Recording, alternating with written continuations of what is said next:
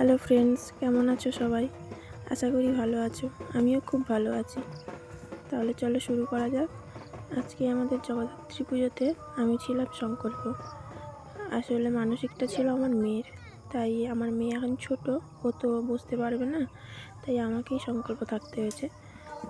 আসলে আমার এটা বলতে গেলে ফার্স্ট ভয়েস দেওয়া ভিডিও বা লং ভিডিও বলতে পারো। এর আগে আমি কখনো লং ভিডিও করিনি, তাই একটু ঘাবড়ে যাচ্ছি। তো চলো। আর সত্যি বলতে প্রথমও আমার এটা সংকল্প, তাই আমি ঠিক জানি না ঠাকুরের কাছে কেমন কী করতে হয়, তাই সবাই আমায় বলে বলে দিচ্ছিল আর আমি এক এক করে করছিলাম। তেমন হয়তো ভুল ত্রুটি হতেই পারে ঠাকুরের কাছে। ভগবানকে আমি বলেই দিয়েছি যে যদি আমার একটু ভুল হয়ে থাকে তাহলে প্লিজ ক্ষমা করে দিয়ে ঠাকুর, কারণ আমি তো জানি না, না জেনেই ভুলটা হয়তো করে থাকবো। তো এক এক করে পুরোহিত মশাই যা বলছেন আমিও তাই করছি। আর আমি তো মানে শীতের মাঝখানে জলের মধ্যে দাঁড়িয়ে আছি, আর সত্যি খুব ঠান্ডা লাগছিল, তাও করতে হবে, নিয়ম আছে যেহেতু, ওভাবেই করছিলাম। তারপরে অবশ্য আমার ঠান্ডা লেগে গেছে, কারণ সকালে একবার চান করে গেছিলাম মণ্ডপে।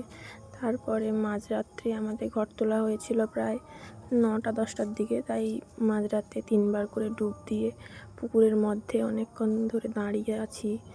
তো একটু ঠান্ডা লেগে গেছিলো, পরের দিন শরীরটা একটু খারাপ ছিল। তো তারপর পুরোহিত মশাই যা যা বলছেন আর আমি সেই মতো করছি। তো চলো তাহলে দেখা যাক।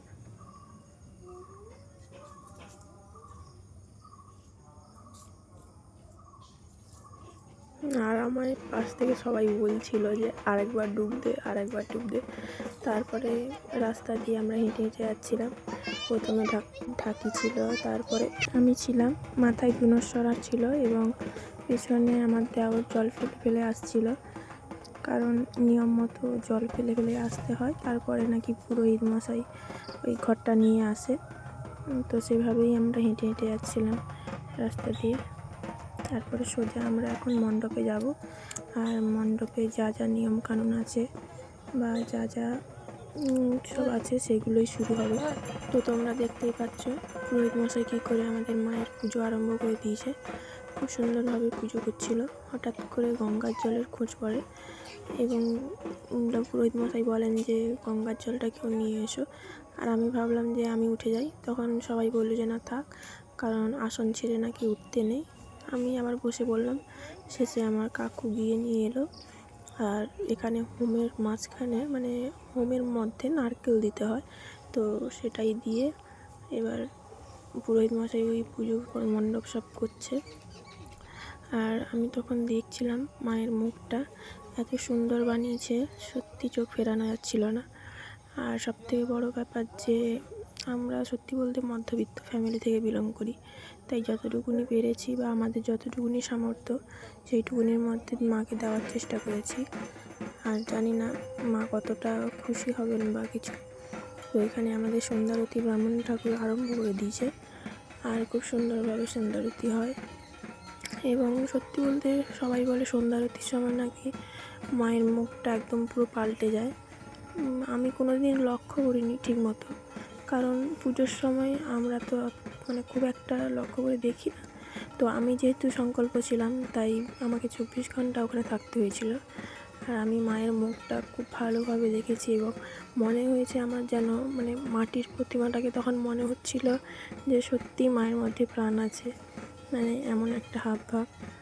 তো জানি না কাদের কতটা মনে হয়, হয়তো আমি কোনো দিন লক্ষ্য করিনি বা ঠিকমতো দেখিনি, তাই আজকে হয়তো দেখলাম, তাই মনে হলো। আর এখানে আমাদের সন্ধ্যারতিও প্রায় শেষ হয়ে এসছে।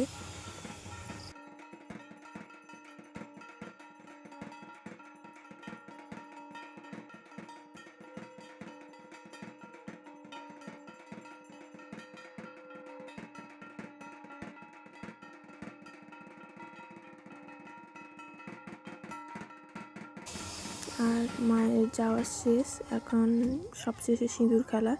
তো আমরা বরণ করেই নেওয়া হয়েছিল। আর বাকি ছিল আমার বোন, মানে আমার ননদ একজন। তো ও জানে না ঠিক, আমরা বলে বলে দিচ্ছিলাম আমি আর কাকিমা, আর ও এক এক করে করছিল। তো বোনের শেষ হওয়ার পরে এরপরে এলো আমাদের পাড়ার একজন ভাই। ও এসে মানে সত্যি বলতে আমি পুজোটা ঠিক জানি না, কোনো নিয়মকানুনই জানি না। ভাই আমাকে সব বলে দিয়েছে যে বৌদি এভাবে করো ওইভাবে করো, আমি ওর মতো করেছি। সত্যি বলতে ভাইটা সত্যি মানে ঠাকুরের বিষয়ে অনেকটাই জানে, এটাই হচ্ছে ব্যাপার। আর ভাইয়ের দুষ্টুমিটা দেখতেই পাচ্ছ, একটা বড় গোটা মিষ্টি নিয়ে মায়ের মধ্যে মানে ভালো করে খাওয়াচ্ছে মাকে, বলছে মায়ের বিদায়ের সময় একটু পেট ভরে খাওয়াই। আর পাশ থেকে আরেক ভাই এসে কাউকে না পেয়ে ও সিংহকে খাওয়াতে শুরু করে।